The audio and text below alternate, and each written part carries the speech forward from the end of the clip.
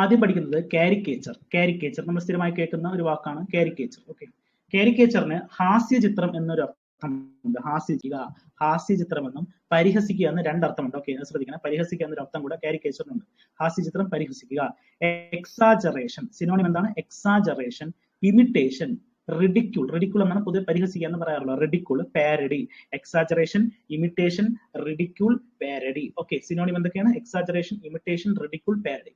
Antonym എന്താണ്? Exactness, precision, reality, യാഥാർത്ഥ്യം, truth, സത്യം. ഓക്കെ, ഇനി മറ്റൊരു വാക്കാണ് കെയറസ്. CARES. ഓക്കെ, കെയറസ്. കെയറസ് എന്ന വാക്കിനർത്ഥം ഓമനിക്കുക, ഓമനിക്കുക, ആലിംഗനം എന്നൊക്കെ രീതിയിൽ ഉപയോഗിക്കുന്ന വാക്കാണ് കെയറസ്. ഓമനിക്കുക, ആലിംഗനം. ഓക്കെ, സിനോണിം എന്തൊക്കെയാണ്? Fondle, embrace, hug, സ്നഗിൾ. സ്നഗിൾ പുതിയ വാക്കാണ്. ഓമനിക്കുക, ആലിംഗനം ചെയ്യുക എന്നൊക്കെ രീതിയിൽ ഉപയോഗിക്കുന്ന വാക്കാണ് caress. Caress, fondle, embrace, hug, snuggle. Fondle, embrace, hug, snuggle. Okay, antonym എന്തൊക്കെയാണ്? Repulse, spurn, displease, repel. Repulse, spurn, displease, repel. നീരസം, പുച്ഛം എന്നൊക്കെ രീതിയിലാണ് ഈ വാക്കുകൾ ഉപയോഗിക്കുന്നത്. Repulse, spurn, displease, repel. എന്താണ്? കെയറസ് എന്ന വാക്കിന്റെ അർത്ഥം എന്താണ്? ഓമനിക്കുക അല്ലെങ്കിൽ ആലിംഗനം ചെയ്യുക. സിനോണിം എന്തൊക്കെയാണ്? Fondle, embrace, hug, snuggle. Fondle, embrace, hug, snuggle. Okay, ഈ വാക്കുകളൊന്നും മറക്കരുത്. Antonym repulse, spurn, displease, repel. Okay, ഇനി ക്യാപ്റ്റിവിറ്റി എന്ന വാക്കിന്റെ അർത്ഥം. ക്യാപ്റ്റിവിറ്റി. ക്യാപ്റ്റിവിറ്റി എന്ന പദം ഉപയോഗിക്കുന്നത് ജയിലിലാക്കുക എന്ന രീതിയിലാണ്. അതായത് ഒരാളെ ജയിലിലാക്കുക അല്ലെങ്കിൽ ബന്ധനപ്പെടുത്തുക. ഈ നമ്മൾ ഈ പുലി, കടുവ എന്നിവയൊക്കെ കൂട്ടിലാക്കുക എന്നൊക്കെ രീതിയിൽ ക്യാപ്റ്റിവിറ്റി ഓഫ് ലയൺ എന്നൊക്കെ പറഞ്ഞ് ഉപയോഗിക്കാറുണ്ട്. ഓക്കെ അല്ലേ? ബന്ധനം, ജയിലിലാക്കുക, വിലക്കുക എന്ന രീതിയിലൊക്കെ ഉപയോഗിക്കുന്ന വാക്കാണ് ക്യാപ്റ്റിവിറ്റി. ക്യാപ്റ്റിവിറ്റി. സിനോണിം എന്തൊക്കെയാണ്? Imprisonment, confinement, apprehend, restrain. Imprisonment, confinement, apprehend, restrain. വിലക്കുക, ജയിലിലാക്കുക, ബന്ധനം, റീസ്ട്രെയിൻ. റീസ്ട്രെയിൻ. ഓക്കെ, ഇനി ആന്റോണിം എന്തൊക്കെയാണ്? Freedom, liberty, liberation, release. Okay, നമുക്കറിയാം freedom, liberty, liberation, release. Okay, ഇനി മറ്റൊരു വാക്ക് ക്യാപ്റ്റിവേറ്റ്. ക്യാപ്റ്റിവേറ്റ് എന്താണ്? ക്യാപ്റ്റിവേറ്റ് എന്ന വാക്കിനർത്ഥം മോഹിപ്പിക്കുക അല്ലെങ്കിൽ വശീകരിക്കുക എന്ന രീതിയിലാണ് ക്യാപ്റ്റിവേറ്റ് എന്ന വാക്ക് ഉപയോഗിക്കുന്നത്. അപ്പൊ എന്താണ് ക്യാപ്റ്റിവേറ്റ്? ഇത് ക്യാപ്റ്റിവിറ്റിയും ഇത് ക്യാപ്റ്റിവേറ്റും ആണ്. അങ്ങോട്ടിങ്ങോട്ട് മാറിപ്പോകരുത്. ക്യാപ്റ്റിവേറ്റ്. ക്യാപ്റ്റിവേറ്റ് എന്ന വാക്കിനർത്ഥം മോഹിപ്പിക്കുക അല്ലെങ്കിൽ വശീകരിക്കുക എന്ന രീതിയിൽ ഉപയോഗിക്കുന്ന വാക്കാണ് ക്യാപ്റ്റിവേറ്റ്. ഓക്കെ, സിനോണിം എന്തൊക്കെയാണ്? Charm, fascinate, enchant, lure. Charm, fascinate, enchant, lure. Okay അല്ലേ? സിനോണിം. ആന്റോണിം എന്തൊക്കെയാണ്? Disillusion, offend, scorn, despise. Disillusion, offend, scorn, despise. Scorn നമ്മൾ മുമ്പ് പഠിച്ചിട്ടുള്ളതാണ് അല്ലേ? നിന്ദിക്കുക അല്ലെങ്കിൽ പുച്ഛിക്കുക എന്ന രീതിയിൽ ഉപയോഗിക്കുകയാണ് എന്ത്? സ്കോൺ. സ്കോൺ. ഓക്കെ അല്ലേ? അപ്പൊ ക്യാപ്റ്റിവേറ്റ് എന്ന വാക്കിനർത്ഥം മോഹിപ്പിക്കുക അല്ലെങ്കിൽ വശീകരിക്കുക എന്ന രീതിയിലാണ് ക്യാപ്റ്റിവേറ്റ്. അപ്പൊ ക്യാപ്റ്റിവിറ്റിയും ക്യാപ്റ്റിവേറ്റ് മാറിപ്പോരുത്. ക്യാപ്റ്റിവിറ്റി ബന്ധനം, ജയിലിലാക്കുക അല്ലെങ്കിൽ വിലക്കുക എന്ന രീതിയിൽ ഉപയോഗിക്കുന്നു. ക്യാപ്റ്റിവേറ്റ് മോഹിപ്പിക്കുക അല്ലെങ്കിൽ വശീകരിക്കുക എന്ന രീതിയിൽ ഉപയോഗിക്കുന്നു. സിനോണിം എന്തൊക്കെയാണ്? Charm, fascinate, enchant, lure. Okay, antonym disillusion, offend, scorn, despise. Okay, കിട്ടിയല്ലോ? ഡിസ്പൈസ്, സ്കോൺ ഇതൊക്കെ ശ്രദ്ധിച്ചോണം. ഡിസിലൂഷൻ നിന്ദിക്കുക അല്ലെങ്കിൽ പുച്ഛിക്കുക എന്ന രീതിയിലൊക്കെ, എതിർക്കുക എന്നൊക്കെ രീതിയിൽ ഉപയോഗിക്കാം. Okay,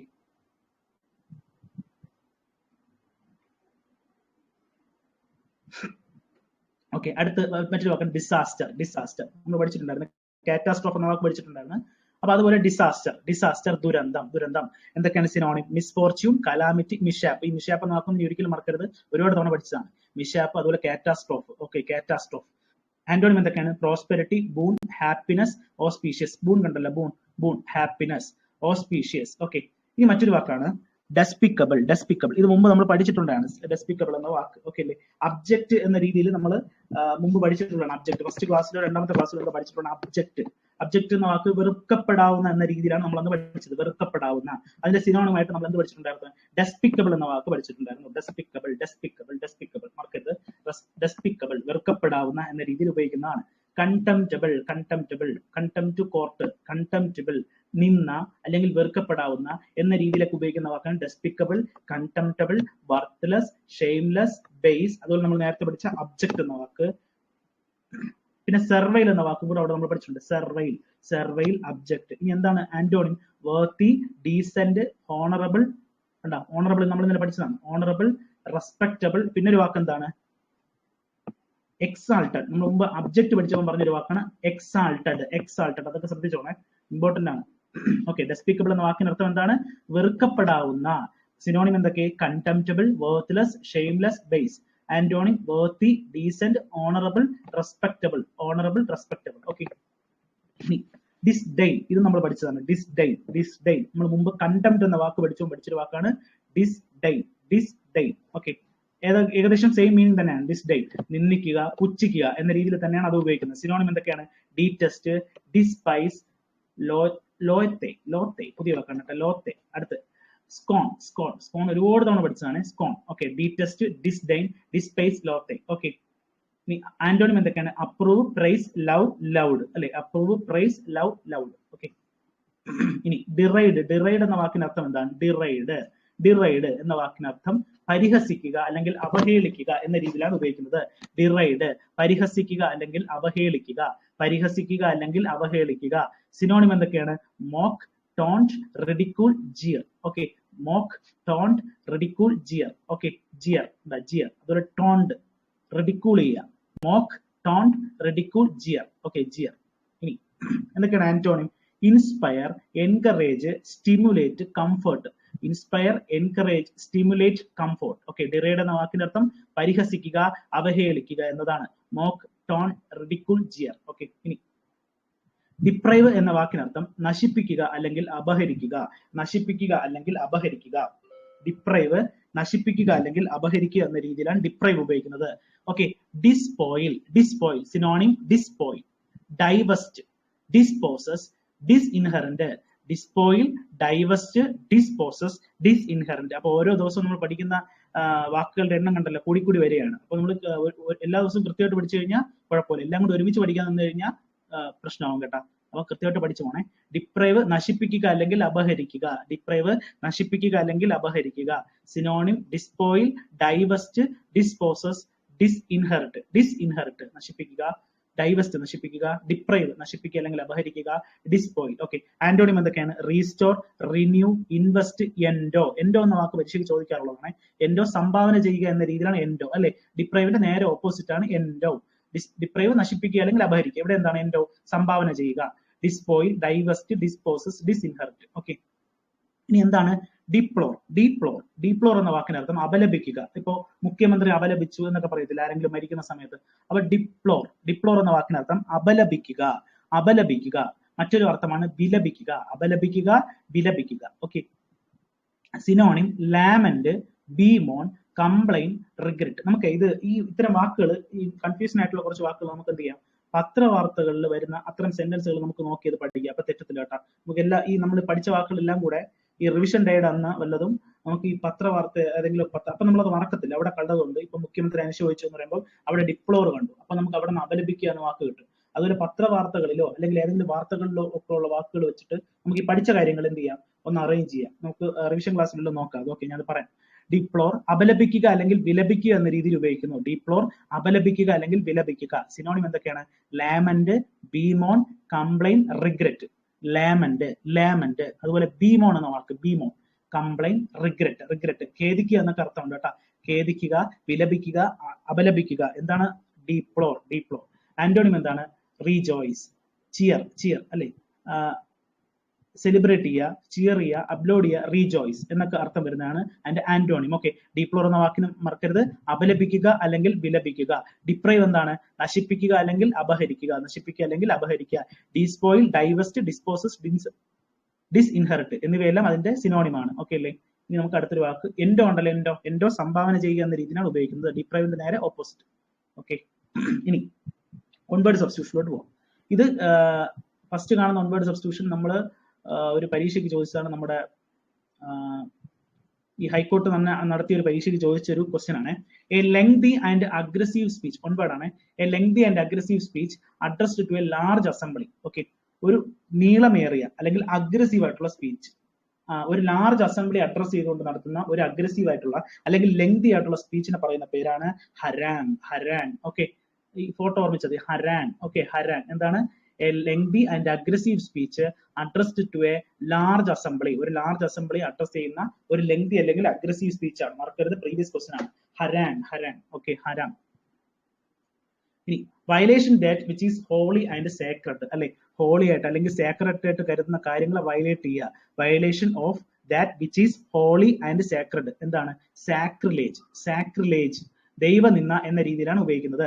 violation of that which is holy and sacred, holy ആയിട്ടും സാക്രഡ് ആയിട്ടും കരുതുന്ന കാര്യങ്ങളെ വയലേറ്റ് ചെയ്യുക. Violation of that which is holy and sacred എന്താണ്? Sacrilege, sacrilege. ഓക്കെ, ഇനി constant effort to achieve something. Okay, എന്തെങ്കിലും നേടാനായിട്ട് നമ്മൾ കണ്ടിന്യൂസ് ആയിട്ട് പരിശ്രമിക്കുക അല്ലെങ്കിൽ കോൺസ്റ്റന്റ് ആയിട്ട് പരിശ്രമിക്കുക. ഓക്കെ അല്ലേ? അതിനെന്ത് പറയാം? പെർസെവറൻസ്, പെർസെവറൻസ്, പെർസെവറൻസ്, മറക്കരുത്, perseverance, perseverance. Okay, constant effort to achieve something, perseverance. Okay, ഇനി a person with exceptional talents or powers, exceptional talents ഉള്ള വ്യക്തി അല്ലെങ്കിൽ പവർ ഉള്ള വ്യക്തി, അയാളെ നമുക്ക് എന്ത് വിളിക്കാം?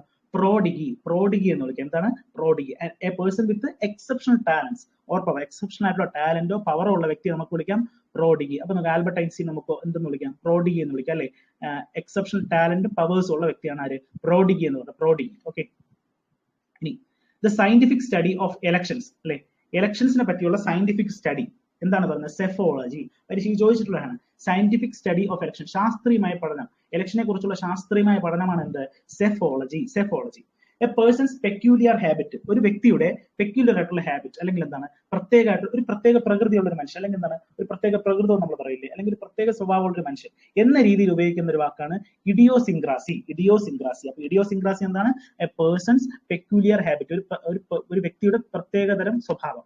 ഇഡിയോസിൻക്രാസി, idiosyncrasy. Okay, a person who talks too much of himself, സ്വയം അതായത് തന്നെ പറ്റി കൂടുതൽ സംസാരിക്കുക, അതായത് തന്നെ പറ്റി ഇങ്ങനെ പുകഴ്ത്തി പറഞ്ഞുകൊണ്ടിരിക്കുക, അങ്ങനെയുള്ള വ്യക്തിയെ നമുക്ക് വിളിക്കാം ഈഗോട്ടിസ്റ്റ്. ഈഗോട്ടിസ്റ്റ് ഓപ്ഷനിൽ ഈഗോയിസ്റ്റ് എന്നുണ്ടാവും. ഈഗോയിസ്റ്റും ഈഗോട്ടിസ്റ്റ് ഏതാണ്ട് സെയിം മീനിങ് തന്നെയാണ്.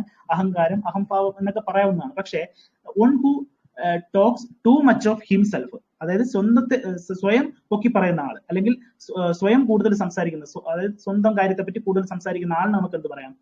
ഈഗോട്ടിസ്റ്റ് എന്ന വാക്ക് ഉപയോഗിക്കാം കേട്ടോ, ഈഗോട്ടിസ്റ്റ്. അപ്പൊ ഈഗോയിസ്റ്റ് ഓപ്ഷൻ വന്നാലും നമുക്ക് എഴുതേണ്ട വാക്ക് egotist. A person who talks too much of himself egotist ആണ്, ഈഗോട്ടിസ്റ്റ്. ഓക്കെ, ഈഗോയിസ്റ്റ് അല്ല, ഈഗോട്ടിസ്റ്റ്. ഓക്കെ, ഇനി കമ്മിറ്റിംഗ് മർഡർ ഇൻ റിവെഞ്ച്, അതല്ലേ?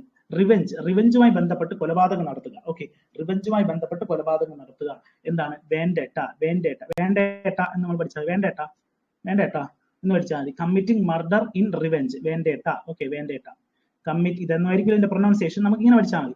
കമ്മിറ്റിംഗ് മർഡർ ഇൻ റിവെഞ്ച്, വൈരാഗ്യ ബുദ്ധിയോടുകൂടി അല്ലെങ്കിൽ റിവെഞ്ചിന്റെ ഭാഗമായിട്ട് കൊലപാതകം ചെയ്യുന്ന വ്യക്തിയെ നമുക്ക് വിളിക്കാം, അല്ലെങ്കിൽ ആ ഒരു ക്രൈമിനെ എന്ത് വിളിക്കാം? Vendetta, vendetta. Okay, the belief that God is in everything including nature, പ്രകൃതി ഉൾപ്പെടെ എല്ലാത്തിലും, അതായത് എല്ലാ സംഭവങ്ങളിലും ദൈവമുണ്ട് എന്ന് വിശ്വസിക്കുന്ന ആ ഒരു വാക്കിന് നമുക്ക് എന്ത് പറയാം? Pantheism, pantheism. എന്താണ് pantheism? The belief that God is in everything, ദൈവം എല്ലായിടത്തും, ഇവിടെ പ്രകൃതിയിൽ ഉൾപ്പെടെ എല്ലായിടത്തും ദൈവമുണ്ട് എന്ന് കരുതുന്നതിനെ നമുക്ക് എന്ത് വിളിക്കാം? Pantheism, pantheism. ഓക്കെ, ഇനി a person who is slow to learn, വളരെ പതുക്കെ മാത്രം പഠിക്കുന്ന ആൾ, ഡൂൺസ്, ഡൂൺസ് എന്ന് വിളിക്കാം. A person who is slow to learn. Okay, slow to learn, വളരെ പതുക്കെ മാത്രം പഠിക്കുന്ന ആൾ അല്ലെങ്കിൽ മനസ്സിലാക്കുന്ന ആൾ. ഡൺസ്, ഡൺസ് എന്ന് വിളിക്കാം, ഡൺസ്. ഓക്കെ, അപ്പൊ വളരെ ഇമ്പോർട്ടന്റ് ആണ്. A person who is slow to learn, dunce. The belief that God is in everything including nature, pantheism. Committing murder in revenge, vendetta, vendetta. ഇനി എന്താണ്? A person who talks too much of himself, egotist. A person who talks too much of himself, egotist. A person's peculiar habit, idiosyncrasy, idiosyncrasy. The scientific study of elections, sephology. The scientific study of elections, sephology. പിന്നെ എന്ത് പഠിച്ചു? Prodigy. Prodigy എന്താണ്? A person with exceptional talents or powers, prodigy. Constant effort to achieve something എന്താണ്? Perseverance, Perseverance.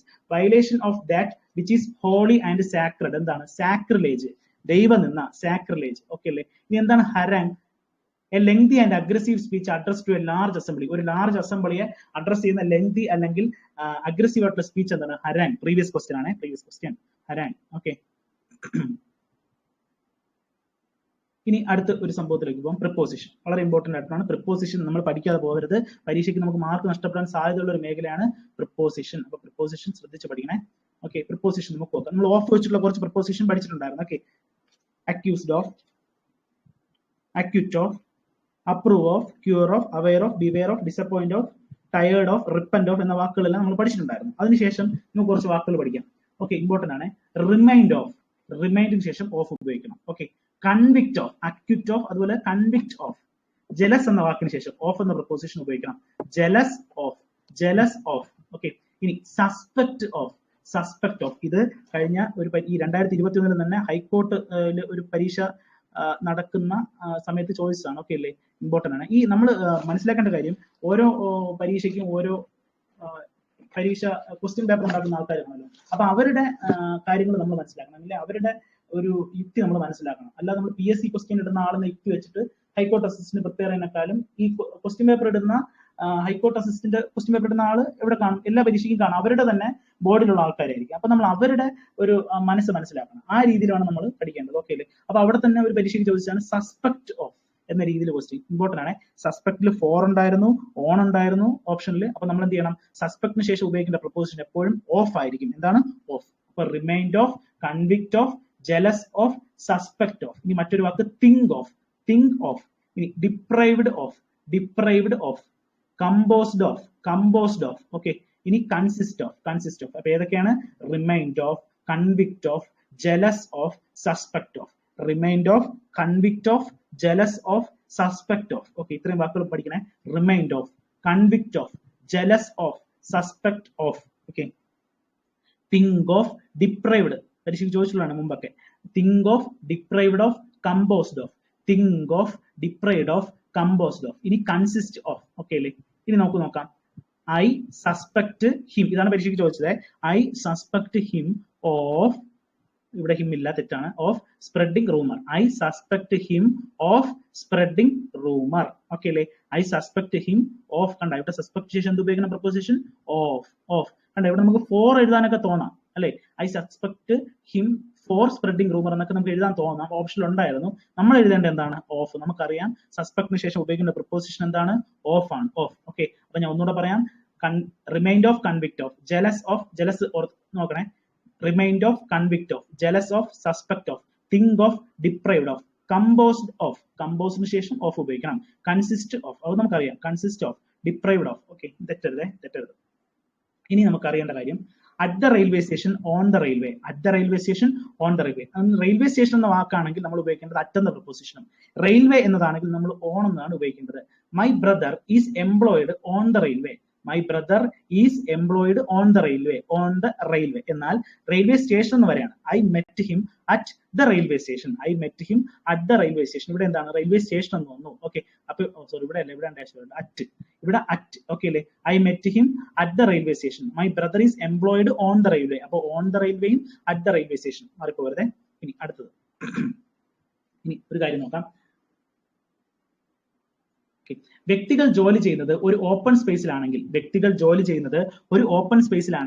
On എന്ന preposition ഉപയോഗിക്കണം. Okay. വ്യക്തികൾ ജോലി ചെയ്യുന്നത് ഒരു ഓപ്പൺ സ്പേസിലാണെങ്കിൽ ഓൺ എന്ന പ്രപ്പോസിഷൻ ഉപയോഗിക്കണം. എന്നാൽ വ്യക്തികൾ ജോലി ചെയ്യുന്നത് ഒരു ബിൽഡിംഗിലാണെങ്കിൽ ഇൻ എന്ന പ്രപ്പോസിഷൻ ഉപയോഗിക്കണം. കണ്ട, ഓൺ ആൻ എസ്റ്റേറ്റ് അല്ലെ? ഓൺ ആൻ എസ്റ്റേറ്റ്, തുറസായ സ്ഥലമല്ലേ എസ്റ്റേറ്റ്? ഓൺ ആൻ എസ്റ്റേറ്റ്, തുറന്ന സ്ഥലമാണെങ്കിൽ ഓൺ എന്നും, ഒരു ബിൽഡിങ്ങിനുള്ളിലാണെങ്കിൽ ഇൻ എന്ന് ഉപയോഗിക്കണം. On a farm, in a farm അല്ല, ഓൺ എ ഫാം. ഇനി ഇൻ എ ബാങ്ക് അല്ലെ? ഒരു അടഞ്ഞ ഒരു ബിൽഡിംഗ് അല്ലേ? In a bank, in a factory, in an office എന്നൊക്കെ ഉപയോഗിക്കാം. ഓക്കെ. ഇപ്പൊ എന്താണ്? He works on an estate. He works in an estate അല്ല, he works on an estate, തുറസായ സ്ഥലം. ഫാം എന്നൊക്കെ പറയുമ്പോൾ നമ്മൾ എന്ത് ഉപയോഗിക്കണം? ഓൺ ഉപയോഗിക്കണം. My father works in a factory, ഇവിടെ ഇൻ ഉപയോഗിക്കണം. കാരണം എന്താണ്? ഫാക്ടറി ഒരു ബിൽഡിംഗിലാണ് അല്ലെ? My father works in a factory. ഇനി ഡീൽ വിത്ത് സമ്മൺ, ഏതെങ്കിലും വ്യക്തിയുമായി പറയുമ്പോൾ ഡീൽ വിത്ത് ആണ് ഉപയോഗിക്കേണ്ടത് അല്ലെ? ഡീൽ വിത്ത് സമ്മണും ഡീൽ ഇൻ സംതിങ്ങും ആണ്. ഓക്കെ. ഡീൽ വിത്ത് സമ്മൺ, ഏതെങ്കിലും വ്യക്തിയുമായാണ് നമ്മൾ ഡീൽ ചെയ്യുന്നതെങ്കിൽ ഡീൽ വിത്ത് ഉപയോഗിക്കാം. എന്തെങ്കിലും ഏതെങ്കിലും വസ്തുക്കളുമായാണെങ്കിൽ ഡീൽ ഇൻ ഉപയോഗിക്കണം. Deal in. Okay. They don't like to deal with him, അവർക്ക് എന്തില്ല, അവനുമായിട്ട് ഡീൽ ചെയ്യാൻ താല്പര്യമില്ല. അപ്പൊ ഒരു വ്യക്തിയുമായി പറയുമ്പോൾ നമ്മൾ എന്ത് ഉപയോഗിക്കണം? Deal with. ഓക്കെ. ഇനി മറ്റൊരു വാക്ക്, they deal in electrical goods. Okay. Deal in അല്ലെ? ഏതെങ്കിലും സാധനങ്ങളുമായി ബന്ധപ്പെട്ട് ഉപയോഗിക്കുമ്പോൾ ഡീൽ ഇൻ ഉപയോഗിക്കണം. ഓക്കെ. Deal in. ഓക്കെ. ഇനി നമുക്ക് സ്പെല്ലിംഗ് പഠിക്കാം. സ്പെല്ലിംഗ് വളരെ ഇമ്പോർട്ടന്റ് ആണ്. ഈ സ്പെല്ലിംഗിന്റെ ക്വസ്റ്റ്യൻ വരുമ്പോഴത്തേക്ക് നമുക്ക് മനസ്സിലാക്കേണ്ട കാര്യം, സ്പെല്ലിംഗ് എങ്ങനെയാണ് ചോദിക്കുന്നത്? ഇതുപോലെ തന്നെ ഒരു 5-6 സ്പെല്ലിങ്ങൾ ഒരുമിച്ച് തരും.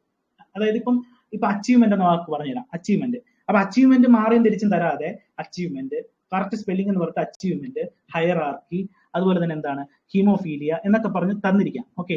അപ്പൊ നമ്മൾ ശ്രദ്ധിക്കേണ്ട കാര്യം സ്പെല്ലിംഗ് ആണ്.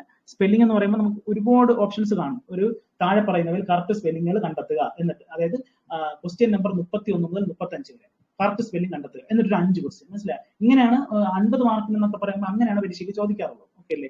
അല്ലാതെ ഗ്രാമർ മൊത്തം 50 മാർക്കിന് ചോദിക്കുന്നല്ല. ഇനി ഗ്രാമർ ചോദിച്ചാൽ തന്നെയും അതൊന്നെങ്കിൽ ഫിൽ ഇൻ ദ ബ്ലാങ്ക്സ് ആയിരിക്കും, അല്ലെങ്കിൽ എന്താണ് സ്പോട്ട് ദ എറർ എന്ന രീതിയിലായിരിക്കും ചോദിക്കുന്നത്. അതൊരു 5 ക്വസ്റ്റ്യൻ അങ്ങനെ. പിന്നെ ക്ലോസ് ടെസ്റ്റ് എന്നൊരു സാധനമുണ്ട്, ക്ലോസ് ടെസ്റ്റ്.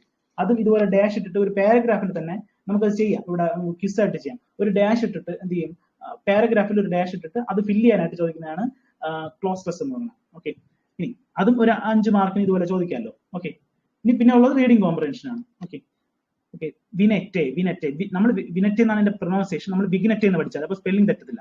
ബിഗിനെറ്റെ എന്ന് തന്നെ പഠിച്ചാൽ ബിഗിനെറ്റെ. ഓക്കെ, വിനെറ്റെ എന്നാണ് എന്റെ ശരിക്കും spelling. VIGNETTE, VIGNETTE, വിനെറ്റെ. Okay, achievement, ഐയും ഇയും ശ്രദ്ധിച്ചോണേ. Achievement, ACHIEVEMENT, achievement, ACHIEVEMENT, achievement. Okay, ഇനി ഹയറാർക്കി എന്ന പദം, hierarchy, HIERARCHY, hierarchy, HIERARCHY, hierarchy. എന്താണ് ഹയറാർക്കി? Okay, haemophilia, HAEMOPHILIA,